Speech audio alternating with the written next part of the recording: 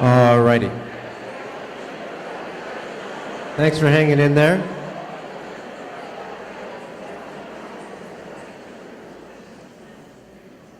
Your role is just critically important.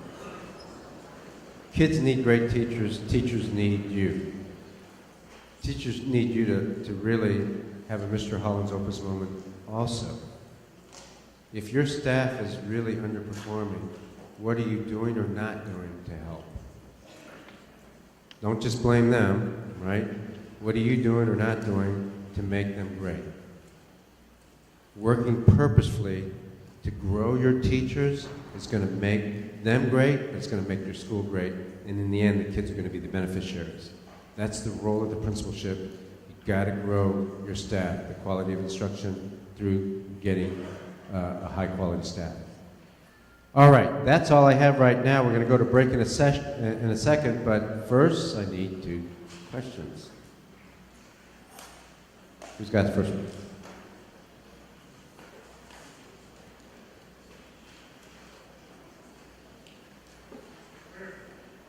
Go ahead.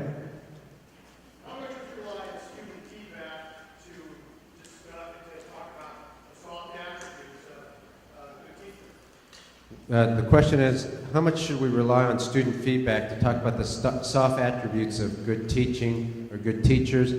The answer is in the MET study, or at least one answer is in the MET study. I'm going to talk about it in the latter half of the morning. The answer is we should. The question, how much? No more than a third, but a lot less than that probably to start. Okay, but I'll talk about that specifically. That's a very specific finding from the MET study that was pretty unique to the study. Good question. Who has the next question?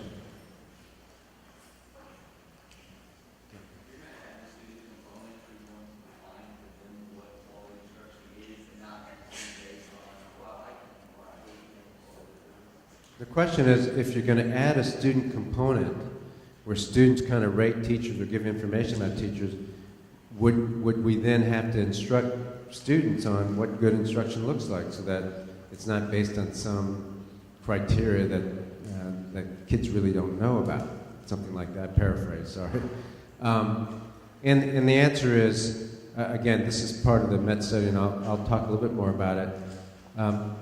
If the survey of students is done correctly, and there are companies that have figured this out, then the data is useful in determining whether the teacher is effective. You have to ask the kid the right questions. You wouldn't ask the kid about instruction, but you would ask questions like this. How challenged do you feel in class? Does your teacher, when kids get stuck, does the teacher push them to work even harder, or something like that? I'm going to get it wrong if I don't have the actual survey in front of me. How often do you feel bored in school?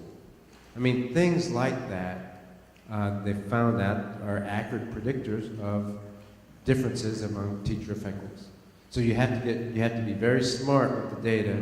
You have to get these companies that have done this and have good data from it to show whether or not that effect has any effect, or whether or not that student feedback has any effect. So got to be very careful with that, but I promise you we're going to be looking only at research-based questions and surveys, things like that. And the teachers have a lot to say about what percentage that should be. Even though the MET study said as much as a third, we won't do that unless the teachers actually want to do that. You will also have a voice through the principal focus group, and there'll be a group of you on another evaluation committee for teachers, so you'll also have some input into that. I thought I saw one more hand. Yeah, go ahead.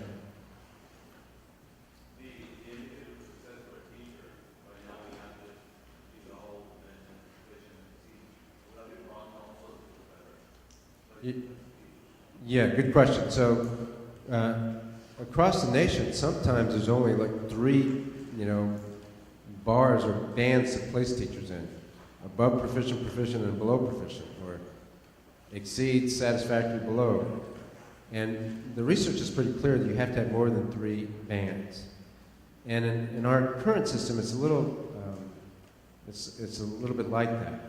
So the answer to your question is yes, it'll be more differentiated. The new evaluation system will be, and when we come back from break, or your breakout sessions, I'll spend a lot more time on what is the evaluation system, what are we proposing for an evaluation system.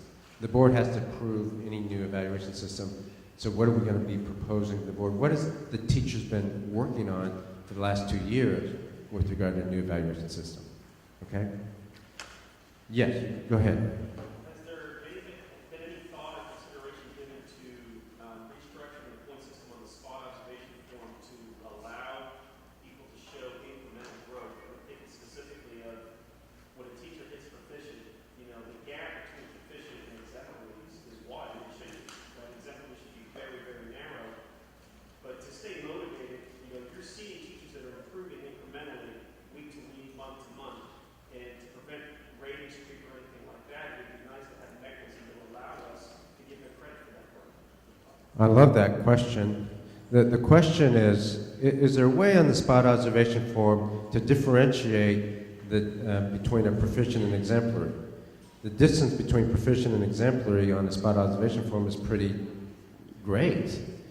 And is there a different way that we could do it to where you could still give credit to a teacher for growth or being close to exemplary without marking all the way over here to exemplary? And I think that's a good question for the assistant supes and EDs to entertain. It makes sense. You'll see that on the evaluation system that we are proposing, it's differentiated, kind of like yours too. We know that there's a huge difference between a proficient evaluation and an exemplary, right? But people want some credit for growth. I'm not just proficient, I'm high proficient, I'm almost there. And so in your case, right, principals, you have proficient 1, 2, and 3, I think is on your evaluation. So that's a pretty good differentiation. And on the teachers, you'll see we also have it differentiated. So great question. I don't want to make that the answer. I don't want to give you the answer to that question. I think your school leadership team can look at that and see what the right action should be. Okay, and maybe you can talk about it at your breakouts. All right, good. Thank you for those questions. It is 25 till. Please be in your breakout sessions 10:15, and then be back here 11:15. Or do you need a little more time? Yeah, back here at 11:15.